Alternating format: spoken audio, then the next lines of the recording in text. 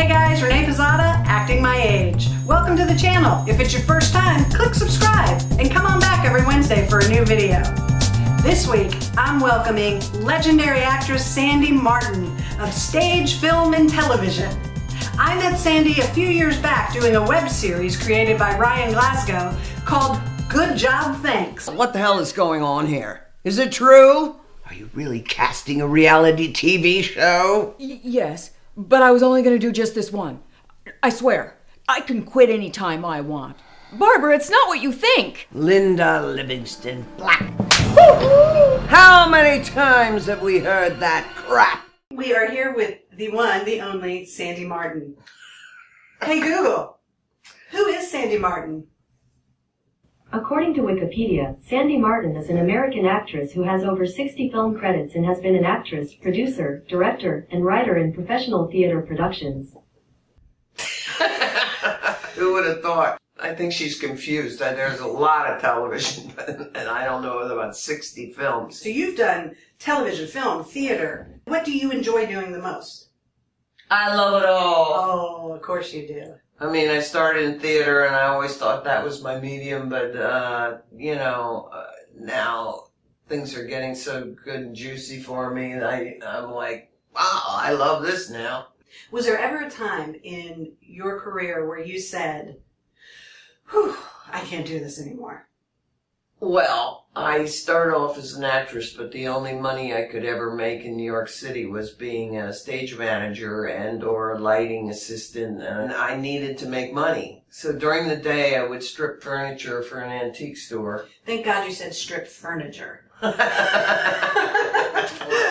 had to make money, so it was so funny, though. I'd run upstairs, take a shower, come down. In those days, you walked around with a portfolio and you wore suits and heels. And I'm sure people would have loved to see me in those outfits. You wondered at that point whether I was going to become the most popular stage manager in New York or what. So I just decided, I'm going to quit. So that was a little rough, that transition period of going, I don't need your money for off Broadway because I'm going to be an actor. Well, what made you transition to television and film? Well, the American Academy of Dramatic Arts brought me out here to teach in 1976, and I had done nothing but plays. Then I started making money on television out here, and I was like, 1 week on Broadway was, I think my check cleared at like $375. Yeah. And that was like a day here. A lot of people know you going back a few years for Napoleon Dynamite. Kip hasn't done flipping anything today. Look, tonight me and your... Kip, listen. What? Tonight me and your aunt are going to go visit some friends, and we're not going to be back till tomorrow. We're getting a little low on steak, so I got Lyle coming over tomorrow to take care of it. Well, what's there to eat? Get off, Napoleon. Make yourself a dang quesadilla. Fine. That quesadilla has followed me everywhere. And then more recently, It's Always Sunny in Philadelphia. The gift that keeps giving. Mrs. Mack, what do you say? What better way to kick off this new relationship than with a new fragrance? Stop talking to me like I'm an asshole. She can't smoke in here. No, Mom. Okay. Well, now, Mrs. Mack, I would never ask you to give up tobacco, but what if you were to switch to some sort of smokeless tobacco alternative? I know that grunt. She's open to it. It's interesting to make money just going. Thanks to Ray Donovan, somebody writing a role for me who really gets my sense of humor. Sounds like Ray. He was a very strange child. Well, I think he still is. As a toddler, he'd get so angry he'd hold his breath until he passed out. That or slam his head into a hard surface. And Mary? She was worried more about him than the others. Some children are either destined for greatness or madness. That's amazing. Yeah, I'm on till the end, too. So That's great. We'll see. Wait till you see what happens. Oh, I can't wait. I can't wait. You've had some really good film work. that you've gotten to do. 3 Billboards was amazing. Where are you going? None of your business. Off to see your fancy woman?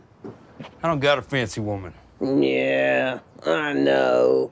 Hey, you don't watch yourself. Or you'll do what? I'll blow your goddamn head off, that's what.